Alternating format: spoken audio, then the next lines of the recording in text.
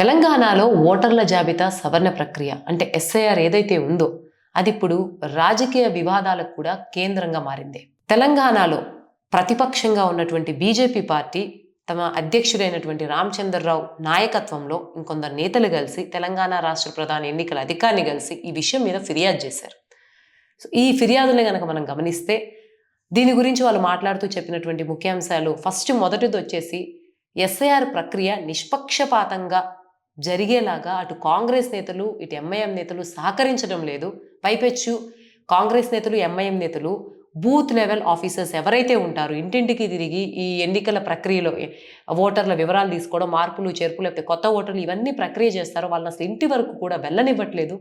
మధ్యలోనే వారిని ఆపి వారికి అసలు ఆ స్వేచ్ఛగా పనిచేసేటువంటి వాతావరణం లేకుండా వీళ్ళే తమకు కావాల్సినటువంటి సవరణలు చేసుకునేటువంటి సందర్భం ఈనాడు తెలంగాణలో ఉందని, కొన్ని నియోజకవర్గాల్లో ఇది ఎక్కువ ఉందని కూడా వాళ్ళు ఫిర్యాదు చేశారు. దీంతో పాటు తెలంగాణలో చాలామంది తెలంగాణకి వలస వచ్చిన వాళ్ళు ఉద్యోగాల కోసం కావచ్చు, ఇతర ఉపాధి కోసం వలస వచ్చిన వాళ్ళందరికీ కూడా ఇక్కడ ఉన్నటువంటి స్థానిక భాష తెలిసేటువంటి అవకాశం చాలా తక్కువ ఉంటుంది కాబట్టి అందరికీ అర్థమయ్యేలాగా ఇంగ్లీష్ భాషలో కూడా ఎస్ఐఆర్ ఫామ్స్ ఉండాలని కూడా బీజేపీ ఈరోజు ఏదైతే ప్రధాన ఎన్నికల అధికారిని కలిసి వినతి పత్రం ఇచ్చిందో, ఏదైతే విజ్ఞప్తి చేసిందో అందులో ఒక ముఖ్య అంశంగా పేర్కొంది.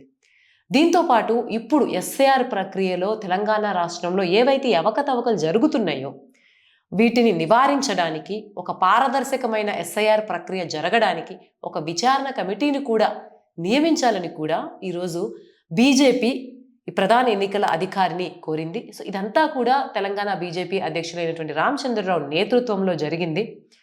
మొత్తం మీద ఎస్ఐఆర్ ప్రక్రియ దేశవ్యాప్తంగా ఎన్నో చర్చలకు ఎలా దారితీస్తుందో తెలంగాణలో కూడా ఇటు ఓ పక్కన కాంగ్రెస్ పార్టీ కూడా ఎస్ఐఆర్ మొదలైనప్పటి నుంచి మ్యాపింగ్ ప్రక్రియని గమనించడానికి రేవంత్ రెడ్డి స్వయంగా వార్ రూమ్ లాంటిది గాంధీ భవన్లో ఏర్పాటు చేసుకుని దీన్నంతా కూడా చాలా ప్రత్యేక పర్యవేక్షణలో ఇవన్నీ దీనిలో జరిగినటువంటి మార్పులన్నీ గమనిస్తూ ఉన్నారు.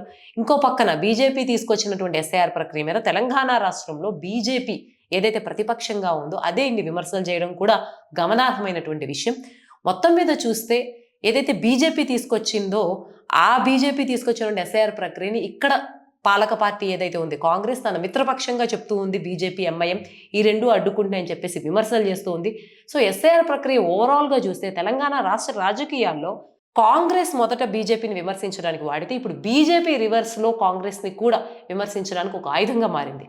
ఓవరాల్గా ఎస్ఐఆర్ ప్రక్రియ జరిగేటప్పటికీ తెలంగాణ ఓటర్లో ఎటువంటి మార్పులు వస్తాయి, అది తెలంగాణకి మేలు చేస్తుందా లేదో వేచి చూడాల్సిందే.